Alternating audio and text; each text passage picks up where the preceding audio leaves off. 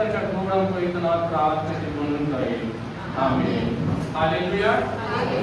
देवाच्या प्रेरणेकडून पुन्हा एक वार त्या जिवंत परमेश्वराच्या नावाला मान महिमा गौरव असो की त्याने तुम्हाला मला देवाच्या पवित्र मंदिरात त्याच्या वचनातून मनन चिंतन करण्याची संधी दिली आहे. आपण आताच मध्यस्थीच्या प्रार्थनेत आठवण केली. संपूर्ण भारताला नाही चाललंय उष्माघात वाढलेला आहे आणि त्यामुळे आम्ही बघतो की विदर्भ असो, महाराष्ट्र असो, युपी असो, खूप ठिकाणी लोकांना त्या उष्माघाताचा त्रास होतोय आणि त्यामुळे खूप जणांना उन्हाच्या त्रासामुळे शाळामुळे आजारी पडत आहे, काही जण दगावले आहे आणि आपली मंडळी सुज्ञ मंडळी आहे आणि त्या उन्हापासून त्रास होऊ नये म्हणून आपली मंडळी नाही का आज घरामध्ये बसून राहते आणि देवाची स्तुती असो की देव तुमच्या प्रार्थना ऐकणार आहे आणि 2 आठवड्याने ना हा उष्माघात पूर्ण गायब होणार आहे. महिन्याच्या पहिल्या लेवल आणि त्यावेळेस मंडळी देवाच्या पवित्र आत्म्याच्या सामर्थ्याने परिपूर्ण होऊन देवाच्या वचनासाठी येणार आहे. देवाच्या प्रेरणेकडून आम्ही विश्वासाची कबुली देतो, आम्ही प्रार्थना करतो, आम्ही साक्ष देतो की देवाच्या पवित्र आत्म्याच्या सामर्थ्याने आमच्या जीवनात अद्भुत चिन्ह घडले. देव आम्हाला लागणाऱ्या सर्व गोष्टी त्याच्या स्वर्गीय भांडारातून पुरवतो. मग तर देवाने सुद्धा ठरवलं की मी महिन्याच्या पहिल्याच रविवारी तुमच्या सर्व गरजा पूर्ण करत आपली गेली मोठी पंचायत होती.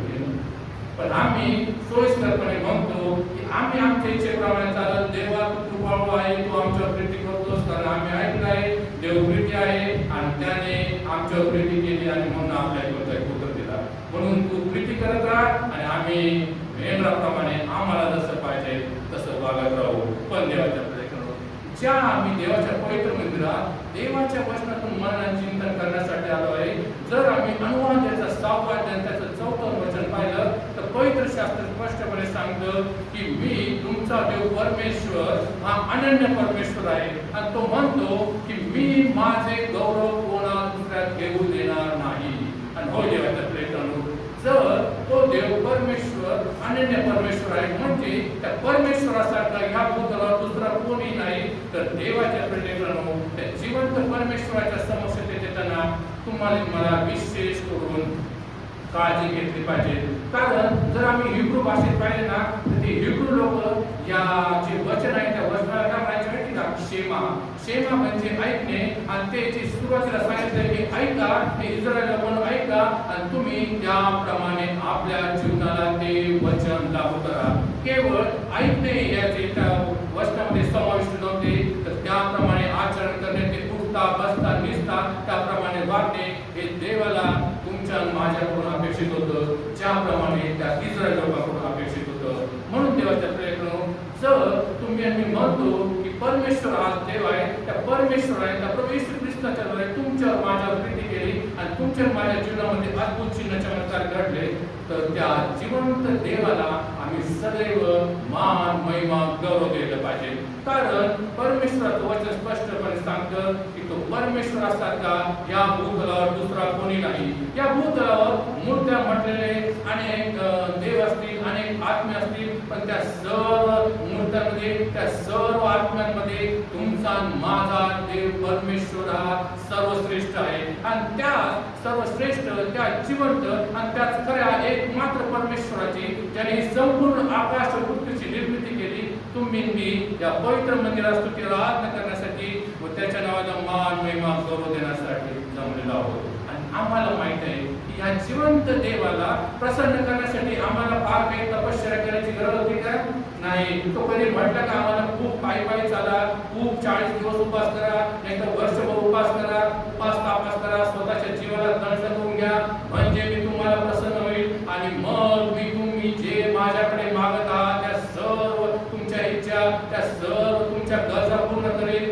नाही. तो म्हणतो की तुम्ही फक्त माझ्यावर विश्वास ठेवा की मी जिवंत देव आहे, मी तुमचा उद्धारक आहे, मी तुमचा तारणार आहे, मी तुमच्याकरता त्या वधस्तंभावर आपला प्राण दिला. हा तुम्ही विश्वास ठेवा आणि तुमच्या माझ्यावर विश्वासाप्रमाणे तुम्हाला सर्वांना सर्व काही प्राप्त होईल. हो देवाच्या प्रेरणेने परमेश्वर आमच्यावर एवढी प्रीती करतो की त्याने आपला एकुलता एक पुत्र देखील तुमच्या माझ्यापासून राखून ठेवला नाही. तर तुमचे माझे ते देवाबरोबरचे नातेसंबंध बिघडलेले होते आणि तुम्ही मी जे देवापासून दूर गेलो होतो त्या तुम्ही मी त्या देवाबरोबर सदा सरकार राहावे म्हणून त्याने आपल्या एकुलता एक पुत्राला या मानवी देह धारण करून या भूतलावर पाठवले आणि आणि त्याच्या आणि आमच्यामध्ये जो पापाचा अडसर होता तो दूर केला आणि त्याने देवाकडे जाण्याचा ख्रिस्ताच्या द्वारे एक कारणाचा मार्ग तयार केला. आणि म्हणूनच आज आम्ही ज्या पवित्र शास्त्रातून देवाचं वचन मनन चिंतन करण्यासाठी आलेलो आहे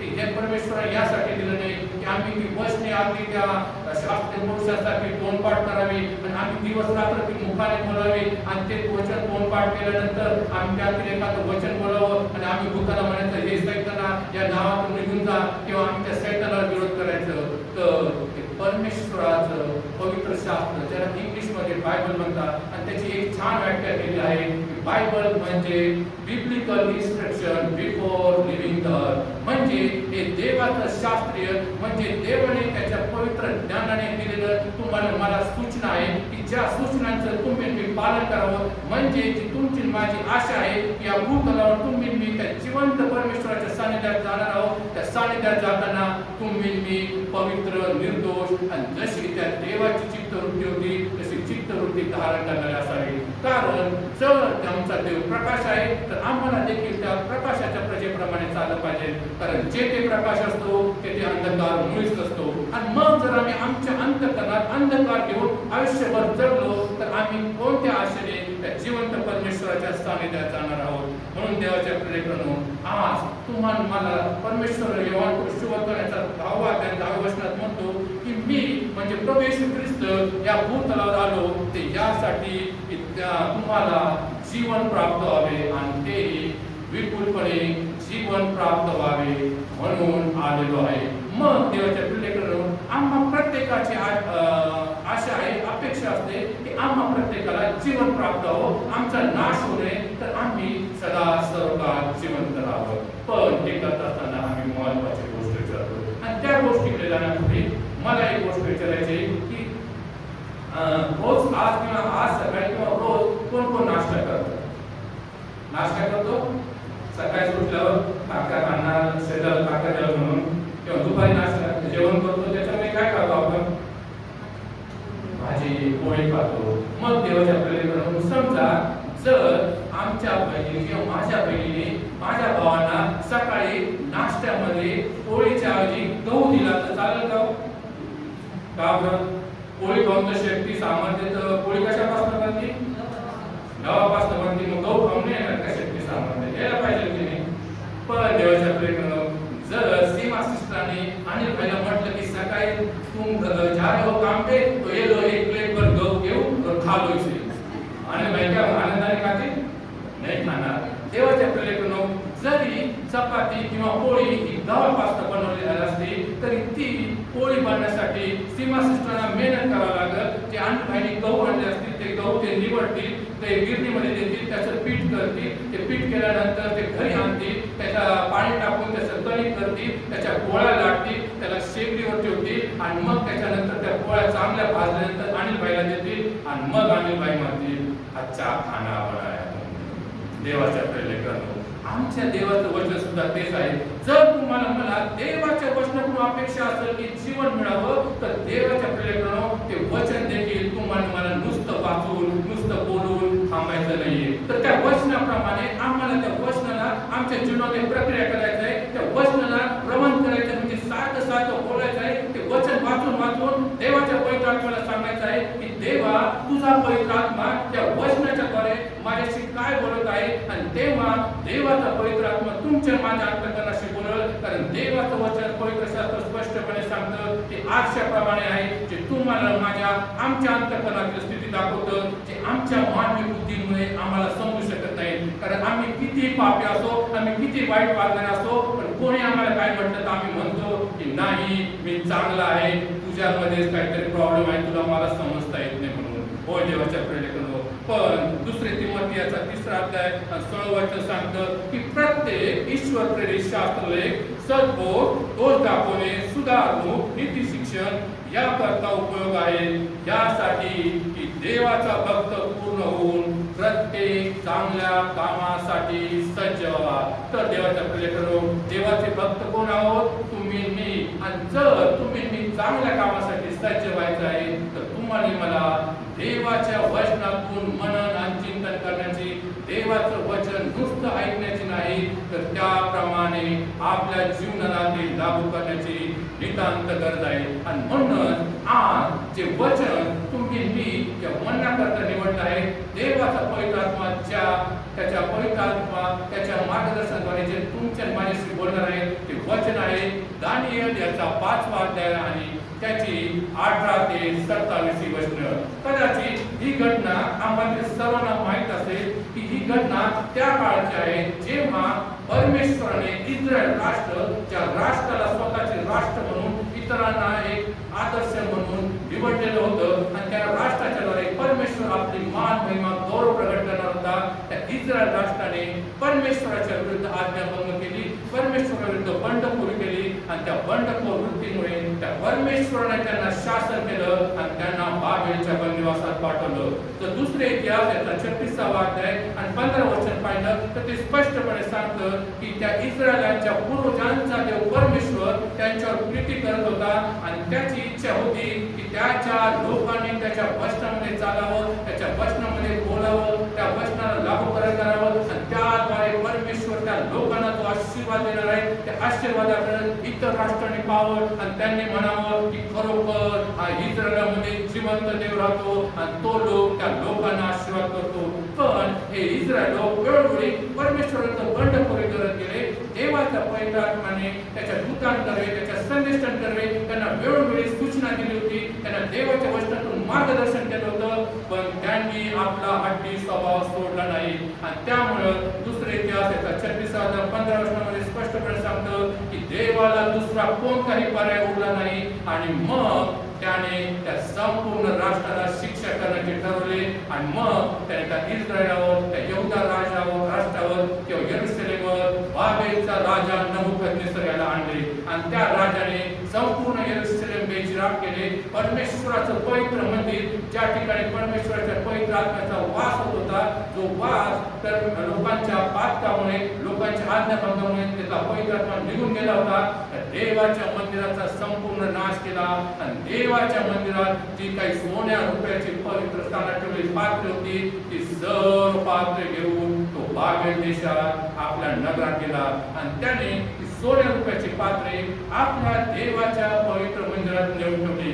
आणि मग तो नबुकदनेस्सर राजा मेल्यानंतर त्याच्या जागी बेलशस्सर हा राजा आला आणि तो राजा देखील आशीर्वादित होता. त्या राजाला देखील परमेश्वराने ज्याप्रमाणे नबुकदनेस्सर राजाला सर्व मान महिमा गौरव दिली होती, त्या बाबेलचं साम्राज्य संपूर्ण सृष्टीवर पसरलेलं होतं. आणि मग ऐश्वर्याच्या साम्राज्याच्या धुंदीत असताना तो बेलशस्सर राजा एक दिवस काय करतो की आपल्या जो सरदार असतात 1000 सरदार, त्या सरदारांना एक मोठी मेजवानी देतो आणि त्या मेजवानीमध्ये असताना, त्या मेजवानीच्या धुंदीत असताना आणि तो आपल्या ऐश्वर्याच्या पोशाखी मारत असताना तो आपल्या सेवकांना आज्ञा देतो की जा आणि परमेश्वर ज्या माझा बाप नबुकदनेस्सर ज्याने त्या यरूशलेमच्या मंदिरातून जी काही सोन्या रुपयाची पात्रे आणलेली आहेत, ती आमच्या देवाच्या पवित्र मंदिरात ठेवली आहेत, ती पात्रे तुम्ही घेऊन या.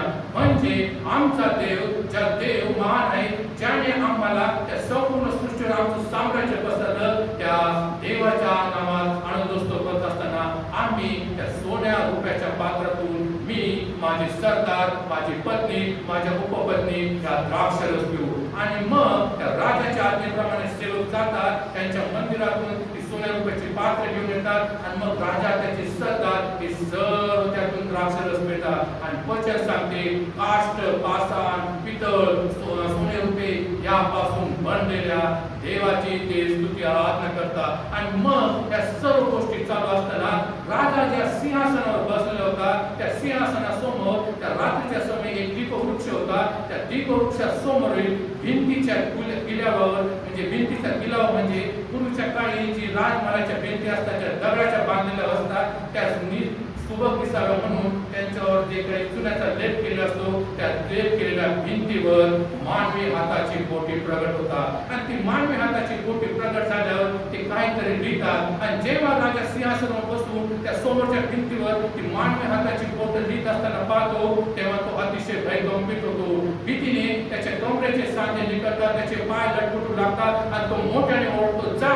माझ्या राज्याचे मांत्रिक असतील, जे ज्योतिष असतील, जे दैवज्ञ असतील, त्यांना बोलून आणा, कारण ह्या भिंतीवर जे काही त्या मानवी हाताच्या बोटात लिहिलं आहे त्याचा अर्थ कोणीतरी मला समजून सांगा, कारण मला त्यामुळे अतिशय भीती वाटत आहे.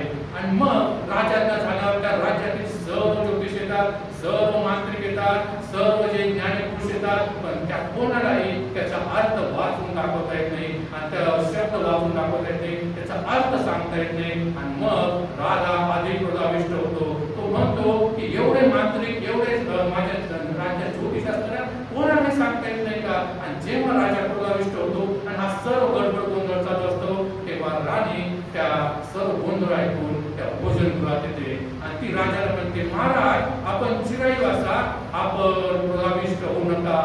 आपल्या राज्यामध्ये एक महान असा देवाचा सेवक आहे, ज्याच्या ठाई देवाचा आत्मा आहे आणि ज्याच्या ठाई प्रकाश, देवाच्या ज्ञानासारखे देव आहे, देवाच्या ज्ञानासारखे ज्ञान आहे, असा एक मनुष्य आहे, ज्याला तुमचा बाप नबुकदनेस्सर म्हणजे तुमचा पूर्वज तो महान राजा नबुकदनेस्सर याने त्याच्या ठाई तो जिवंत देवाचा आत्मा बसतो तो ओळखला होता आणि त्याला सर्व ज्योतिषांचा, सर्व मांत्रिकाचा प्रमुख करून ठेवले होते. कारण देवाच्या आशीर्वादामुळे त्याला कोडी उलगडणे, स्वप्नांचा अर्थ सांगणे याची महारथ प्राप्त झाली होती. म्हणून ज्याला राजाने बेलशस्सर म्हणजे बेल देवाचा पुत्र असे नाव दिलं होतं, ज्यांना दानिएल म्हणजे यहोवा न्यायाधीश आहे हे नाव दिलं होतं, त्या दानिएलला बोलून आणा, तो निश्चित अर्थाने तुम्हाला ह्या जे काही लिहिलेलं आहे त्या लेखाचा अर्थ समजून सांगेल. आणि मग राणीने ज्याप्रमाणे राजाला सांगितलं त्याप्रमाणे राजाज्ञा होते आणि दानिएलला राजासमोर उभं करण्यात येतं. आणि जेव्हा तो दानिएल राजासमोर येतो तेव्हा तो राजा दानिएल म्हणतो, हे दानिएलला, मला तुझ्याबद्दल सांगण्यात आले आहे की तुझ्या ठाई पवित्र देवाचा आत्मा बसतो, तुला देवाने ज्ञान, बुद्धी आणि विवेकाने परिपूर्ण केले आहे आणि कोडी उलगडणे, स्वप्नाचा अर्थ सांगणे यामध्ये तुला महारथ असेल आहे. आणि जर हे सांगितलेलं खरं आहे आणि खरं जर जिवंत देवाचा आत्मा तुझ्यावर बसतो तर मला तुझ्या लेख जो आहे त्याचा अर्थ समजून सांग, म्हणजे मी तुला एक जांभळे वस्त्र घालेल, तुला गळ्यात मी सोन्याचा गोप घालेल आणि तुला राज्यातील तिघा अधिपतींपैकी एक करेल. देवाच्या कलेकडून तो दानिएल त्याला म्हणतो, हे राजा, तू मला जे काही इनामे सांगत आहे तुला वाटतं की या इनामामुळे मी तुला त्या लेखाचा अर्थ सांगेल, तर ते लेख तो इनामी तुझ्याजवळ ठेव, पण मी तुला त्या लेखाचा अर्थ सांगून देतो किंवा मी तुला लेख वाचवतो आणि त्याच्यामध्ये परमेश्वराने तुला सूचना बदला काही धोक्याचे काही हे दिला आदेश दिलाय तो मी तुला वाचून दाखवतो. तर हे राजा, तुला चांगल्या प्रकारे ठाऊक आहे की तुझा बाप नबुकदनेस्सर, ज्याला देवाने सर्व राष्ट्रातील राजांमध्ये मोठेपणा दिला होता. जर आम्ही ह्याच्या अगोदरची अध्याय पाहिले तर आम्हाला दिसून येते की परमेश्वराने त्या नबुकदनेस्सर राजाला त्या काळी जे जग अस्तित्वात होते त्या संपूर्ण जगातील साम्राज्य, त्या संपूर्ण जगातील राजे यांच्यावरचे नेतृत्व दिले होते. आणि तो म्हणतो की हे राजा, तुला ठाऊक होते की तुझा बाप नबुकदनेस्सर किंवा तुझा पूर्वज राजा राजा नबुकदनेस्सर याला परमेश्वराने तो मोठेपणा दिला होता, जो अधिकार दिला होता, त्या अधिकारामुळे तो वाटेल त्यास जिवंत ठेवत होता, वाटेल त्यास मारून टाकत होता, वाटेल त्यास उंच करत होता, वाटेल त्यास धुळीत मिळत होता. त्या राजाबद्दल तुला एक गोष्ट ठाऊक होती की तो राजा एक दिवस स्वतःच्या राजवाड्याच्या गच्चीवर उभा असताना त्याच्या अंतःकरणात ताटा आला आणि तो म्हणाला होता की हे संपूर्ण बाबेल नगर, हे संपूर्ण ऐश्वर्य, ही संपूर्ण नगरी, आम्ही जो राहतो तो राजवाडा, हे संपूर्ण जे राज्य आहे माझं, ते मी माझ्या बलाने, माझ्या पराक्रमाने, माझ्या गौरवासाठी स्थापित केलं आहे. आणि ज्या वेळेस त्याच्या काही हा गौरव आला, त्याच्या काही अभिमान आला, त्याच्या काही एक गर्व आले, त्याच वेळेस देवाने त्याला ताडण केले आणि तो एका जनावराप्रमाणे, एखाद्या निर्बुद्ध पक्षाप्रमाणे रानात राहू लागला. त्याच्या हातापायाची नख एखाद्या पक्षाप्रमाणे वाढली होती आणि एखाद्या रानगाढवाप्रमाणे त्याची स्थिती झाली होती. एखादा बैल ज्याप्रमाणे गवत खातो त्याप्रमाणे तो गवत खाऊन कित्येक वर्ष जीवन जगला आणि जोपर्यंत त्याला ह्याची जाणीव झाली नाही की मानवी राज्यावर परात्पर देवाची सत्ता असते आणि तो एक मात्र जिवंत देव ज्याला पाहिजे त्याला उंच करतो आणि ज्याला पाहिजे त्याला नीच करतो, हे जोपर्यंत त्याला समजत नाही तोपर्यंत तो या स्थितीत राहिला आणि ज्या वेळेस त्याला याची जाणीव झाली तेव्हा देवाने त्याला त्याचं राज्य परत दिलं. आणि हे राजा बेलशस्सरा, तू त्याचा वंशज असताना, तुला या सर्व गोष्टी ठाऊक असताना देखील तू त्या जिवंत देवापुढे स्वतःला नम्र केले नाही, तू त्या जिवंत देवापुढे स्वतःला लीन केले नाही, तर तू त्या स्वर्गीच्या देवासमोर मुद्दामपणा केला.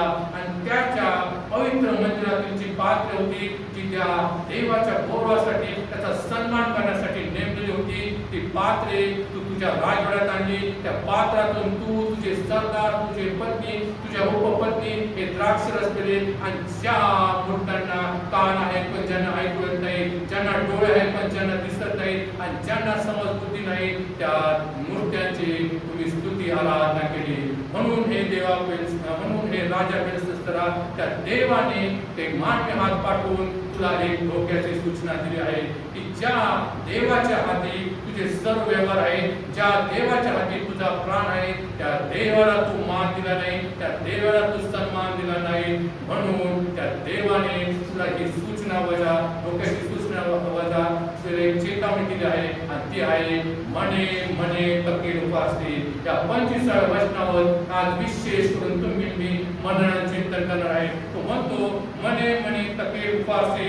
मने मने म्हणजे हे राजा, देवाने तुझ्या जीवनाचा, तुझ्या राज्याचा, तुझ्या वर्तनाचे परीक्षण केले आहे, त्याला पार केले आहे. आणि त्यामध्ये देवाने त्याचे जीवन होतं ते त्या देवाच्या ताकदीमध्ये म्हणजे तकेमध्ये जेव्हा तोडलं, हे जीवनामध्ये तू पुन्हा भरला, तू कमी भरला, तू कमी प्रतीचा भरला.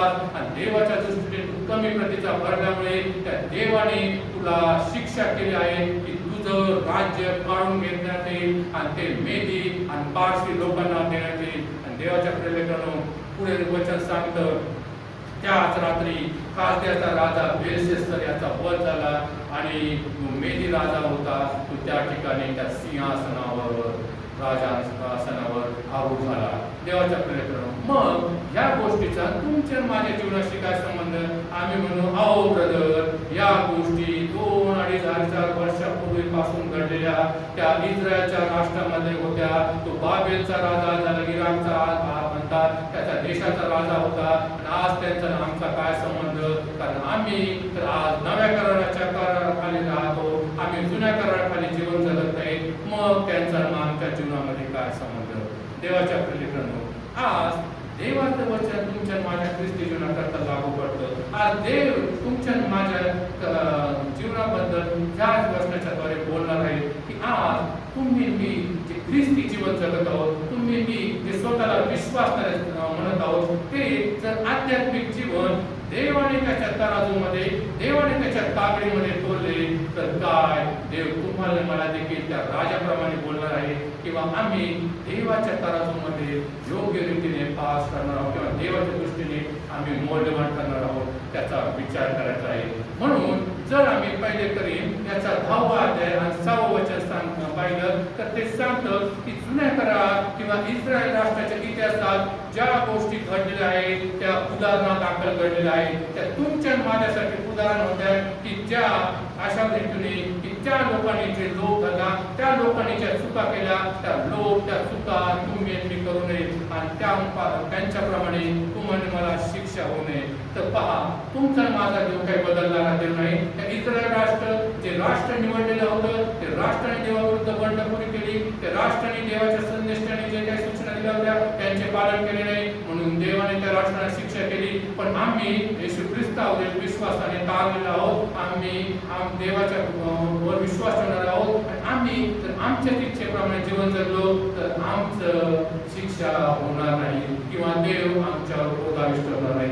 अशी जर तुमची माझी समज असेल तर तुम्ही मी चुकतो, कारण देव हा न्यायी आहे, देव हा पवित्र आहे आणि देव हा न बदलणार आहे. म्हणून 2 पेत्र याच्या 2ऱ्या अध्यायात 6व्या वचनात देखील तो म्हणतो, सदोम व गमोरा ह्या पापी राष्ट्रांचा त्याने या नावासाठी नाश केला की जे लोक देवाच्या आज्ञा मानत नाही, जे लोक देवाच्या आज्ञेचा भंग करतात, त्या लोकांचे काय होईल याचे उदाहरण म्हणून त्याने आजही ती सदोम आणि गमोरा ही राष्ट्र ठेवलेली आहेत. कारण जर आम्ही एहेजकेल याचा 16व्या अध्याय 19 49 हे वचन पाहिलं तर सोलोमन गमोराची पापे काय होती, तर अन्नाची विपुलता होती, ऐषाराम होता, लैंगिक पापे होती, देवाच्या प्रेलेकरांनो गरजवंतांना मदत करत नव्हते आणि ते देवाच्या ऐवजी स्वतःच्या इच्छेला प्राधान्य देत होते.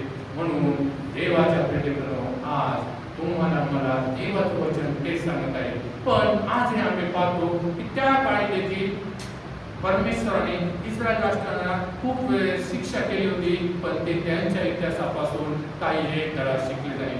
आणि आम्ही तोच मानवी गुण आमच्या पूर्वज जो आदाम आहे, जो मानवी देहाप्रमाणे चालणार होता त्याप्रमाणे जीवन जगतो. आजही आम्ही इतिहासात पवित्र शास्त्रात ज्या काही घटना दिल्या आहेत, ज्याद्वारे परमेश्वराने त्याच्या लोकांना शिक्षा केली होती, त्या इतिहासातील घटनाकडे दुर्लक्ष करतो आणि आजही तुम्ही मी स्वतःच्या इच्छेप्रमाणे जीवन जगण्यास प्राधान्य देतो. पण देवाच्या प्रेलेकरांनो आज स्वतःच्या इच्छेप्रमाणे जीवन जगणं असो किंवा देवाच्या आज्ञाचा भंग करणं असो, त्यांना देवाच्या दृष्टीने शिक्षा ही ठरली आहे. आणि म्हणून आज तुम्ही मी देखील त्यापासून सुटणार नाही. बरेचदा आमचा समज आहे आम्ही विश्वासाने आहोत ना, आम्हाला जिवंत जीवन निवडले आहोत ना, तर आम्हाला असं काही होणार नाही. पण देवाच्या प्रेलेकरांनो काय तुम्हाला ठाऊक आहे की आम्ही जरी देवावर विश्वास ठेवणार आहे तरी देवाच्या न्यायासनासमोर तुम्हाला आणि मला एक दिवस उभे राहावे लागणार आहे. कारण आमचा असा विश्वास असतो की आम्ही जर ख्रिस्तावर विश्वास ठेवला आहे तर देवाच्या न्यायासनावर आम्ही उभे राहणार नाही. तर जे शेजारी जे देवावर विश्वास न ठेवणारे त्यांना देवाच्या न्यायासनावर उभे राहावे लागणार आहे आणि ते जेव्हा देवाच्या न्यायासनावर उभे राहतील तेव्हा त्यांना नरकात जावं लागणार आहे. आम्ही विश्वास ठेवला म्हणून आम्ही नरकात जाणार नाही, आम्ही डायरेक्ट स्वर्गात जाणार आहोत. तर रोमकराचा 2 अध्याय 16 वचन, 2 करेंथ 5 अध्याय 10 वचन वाचा. आजचा हा विषय नाही, त्याचा वेगळा विषय आहे, पण आज आम्ही थोडक्यात पाहू की त्यावेळेस तो संत पौल म्हणतो की आम्हा प्रत्येकाला एक दिवस देवाच्या न्यायासनासमोर उभे राहायचे आहे आणि सर्व ख्रिस्ती लोकांचा, सर्व प्रभू येशू ख्रिस्तावर विश्वास ठेवणाऱ्यांचा त्यामध्ये न्याय निवाडा होणार आहे आणि त्याला कसलाच अपवाद नाही. आणि देवाच्या प्रेरणेने आमचा न्याय निवाडा यासाठी होणार नाही की आम्ही स्वर्गात जायचे किंवा नरकात जायचे. तर योहान पुरुषवृत्तात 3 अध्यायामध्ये तो प्रभू येशू ख्रिस्त स्पष्टपणे सांगतो, ज्यांनी देवाच्या एकुलता एक पुत्रावर विश्वास ठेवला नाही त्यांचा न्याय अगोदरच झालेला आहे, कारण त्यांनी देवाच्या पुत्रावर विश्वास ठेवला नाही आणि त्यामुळे त्यांचा नाश होणार आहे. पण ज्यांनी देवाच्या पुत्रावर विश्वास ठेवला, ज्यांनी देवाची वचने ऐकली आणि ज्यांनी देवाच्या वचनाप्रमाणे चालण्याची, बोलण्याची, वागण्याची आणि आपली वृत्ती बदलण्याची तसदी घेतली नाही, त्यांना देवाच्या न्यायासनावर उभे राहून त्यांनी या भूतलावर जीवन जगत असताना देवाने त्यांना जी कामे दिली होती ती कामे, देवाने त्यांना जे पवित्र आत्म्याचे दाणे दिली होती त्या दानाचा उपयोग त्यांनी देवाचा उद्देश किंवा हेतू पूर्ण करण्यासाठी कशा प्रकारे केला होता त्या दृष्टीने त्यांच्या देवाच्या न्यायासनासमोर न्याय होणार आहे आणि त्या दृष्टीने प्रत्येक विश्वास त्याला प्रतिफळ मिळणार आहे. कोणी देवाच्या सिंहासनावर राहणार आहे, कोणी फार दूर राहणार आहे, असं प्रतिफळ त्यांना मिळणार आहे आणि काही जण तर त्या प्रतिफळात देखील मुकणार आहे. हो देवाच्या प्रेलेकरांनो, आमचा न्याय निवडा आम्ही देवाबरोबर इतर लोकांबरोबर कशा प्रकारे वागलो यानुसार होणार आहे. आम्ही आमच्या जीवनामध्ये गुप्तपणे कोणती पातळी केली यानुसार देवाच्या न्यायासमोर तुमचा माझा न्याय निवाडा होणार आहे. आमचा शील स्वभाव म्हणजे आमचे अंतःकरण, आमच्या अंतःकरणातील वृत्ती कशा प्रकारे होती याप्रमाणे देवाच्या न्यायासमोर तुमचा माझा न्याय निवाडा होणार आहे. आम्ही जसे बाळासाहेबांनी सांगितलं की मी देवाचा सेवक झाल्यानंतर माझ्या काही जी नम्रवृत्ती केली, मी नेहमी इतरांना प्रेमाने बोलतो, त्याप्रमाणे आज तुम्ही मी आपल्या भावाशी, आपल्या बहिणीशी, आपल्या शेजाऱ्याशी कशा प्रकारे या तोंडातून शब्द काढतो, कशा प्रकारे बोलतो, त्यानुसार देव तुमचा माझा न्याय निवाडा एके दिवशी करणार आहे. आम्ही चांगली कृत्य केली किंवा वाईट कृत्य केली त्यानुसार तुमचा माझा न्याय निवाडा होणार आहे. आमच्या जीवनाचा हेतू कोणता होता? आमच्या काही प्रीतीचा अभाव होता की आम्ही जशी देवाने आमच्यावर प्रीती केली त्या प्रीतीप्रमाणे आम्ही आमच्या भावाबरोबर, आमच्या बहिणीबरोबर वर्तन केलं. देवाने जसं आम्ही त्याच्या विरुद्ध केलेल्या पातकाची क्षमा केली तसं आम्ही आमच्या भावांना, आमच्या बहिणींना क्षमा करतो की नाही. म्हणजे थोडक्यात ते प्रभू येशू ख्रिस्ताच्या काही जी चित्तवृत्ती होती ती चित्तवृत्ती धारण करण्यासाठी आम्ही या भूतलावर आमचं जीवन वेचलं की नाही, त्या देवाच्या पवित्र आत्म्याला समर्पित होऊन आम्ही जीवन जगलो की नाही, यानुसार तुमचा माझा न्याय निवाडा होणार आहे. आणि पवित्र शास्त्र शास्त्र स्पष्टपणे सांगते.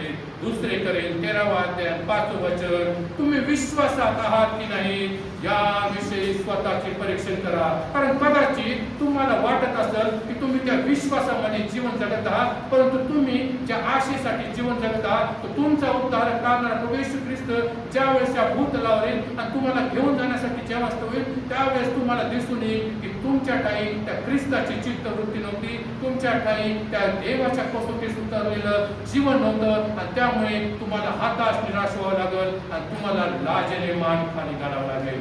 म्हणून देवाचं वचन त्याच्या पवित्र शास्त्रात स्पष्टपणे सांगतं की आज तुमच्या जवळ संधी आहे.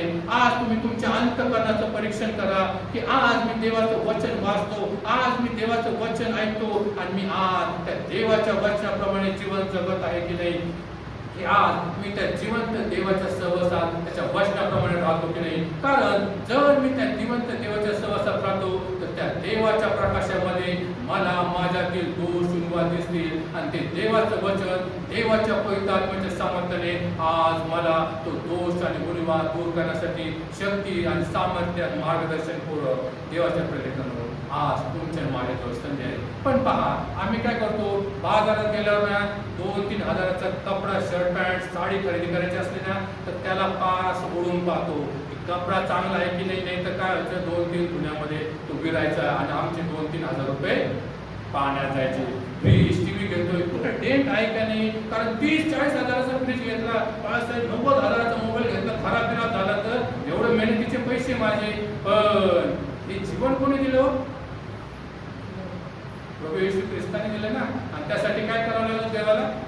त्याचं बहुमूल्य रक्त सांडावं लागलं, होतं लागलं. पवित्र शास्त्र स्पष्टपणे सांगतं की त्या प्रभू येशू ख्रिस्ताचं रक्त स्वर्गातील सोने चांदी नाणे असो, भूतलावरील कोहिनूर असो, जगातील सर्व संपत्ती असतो, त्या सर्व संपत्तीपेक्षा अतिशय मौल्यवान रक्त आहे. आणि त्या मौल्यवान रक्ताने त्या देवाने तुमचं माझं जीवन त्या सैतानाकडून विकत घेतलं आहे. आणि अशी मौल्यवान असं जीवन तुम्हाला मला लाभलेलं असताना त्या आध्यात्मिक जीवनाकडे तुम्ही किती लक्ष देतो बरोबर की पहा, त्याचा विचार करण्याची तुम्हाला मला गरज आहे. कारण ज्याप्रमाणे आम्ही पाहतो की त्या बेलशस्तर राजाने त्या देवाच्या पवित्र मंदिरातील पात्रे आणली आणि त्याने बघितलं की त्यामध्ये द्राक्षरस पेला आणि त्याने ती पात्रे भ्रष्ट केली आणि जे काही त्याने देवाच्या ऐवजी निर्माणकर्त्याच्या ऐवजी निर्मितीची स्तुती आराधना करे आणि त्यामुळे देवाच्या तागडीमध्ये काय भरला?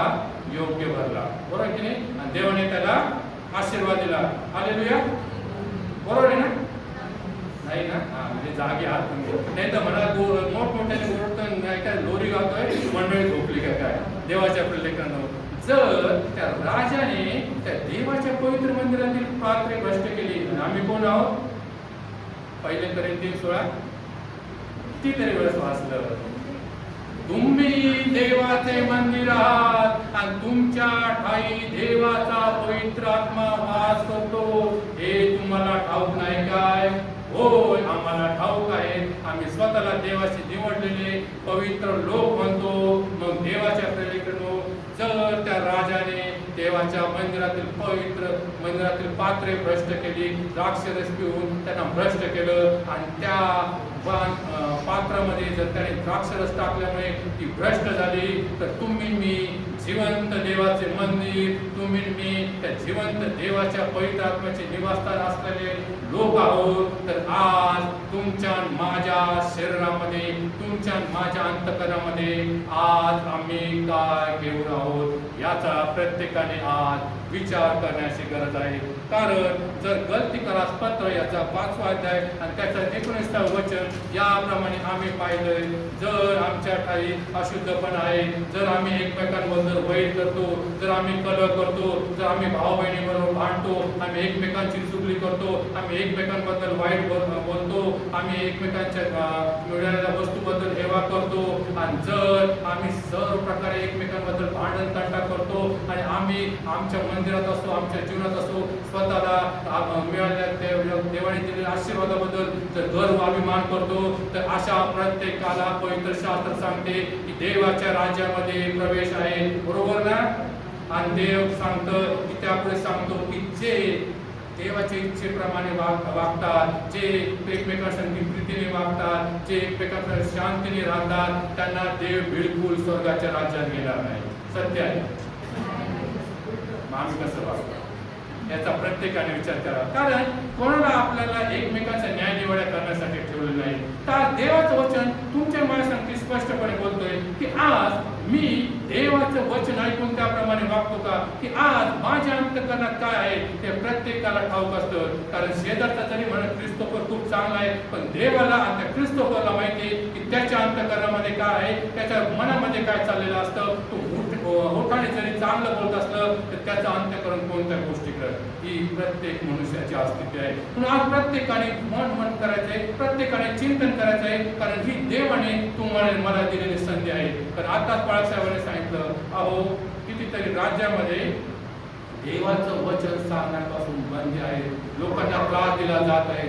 आज अनेक ठिकाणी देवाचं वचनांमध्ये घरामध्ये सुद्धा प्रार्थना घेण्यासाठी लोकांना अटकाव मज्जाव केला जात आहे. पण आम्ही कितीतरी आशीर्वादित लोक आहोत. पहा, आमच्या डोक्यावर पूर्वी पत्र्याचं छप्पर होतं, पण तुमच्या माझ्या देवाने तुमच्या माझ्या एवढी प्रीती करतो, काळजी करतो की त्याने तुम्हाला मला स्लॅब दिला आहे, त्याने तुम्हाला मला बसायला बेंच दिले आहे, चांगले फॅन दिले आहेत, चांगली लाईट दिलेली आहे, तुम्हाला मला भक्ती घेण्यासाठी मोकळीक दिली आहे. पण आज तुम्ही मी काय करत आहोत? आज देवाने दिले त्या मोकळीकाचा, त्या देवाने त्याच्या वचनाद्वारे तुम्हाला मला अंतःकरणाचं परीक्षा दिल्या संधीचा आज आम्ही उपयोग करतो की नाही याविषयी मनन चिंतन करण्याची गरज आहे.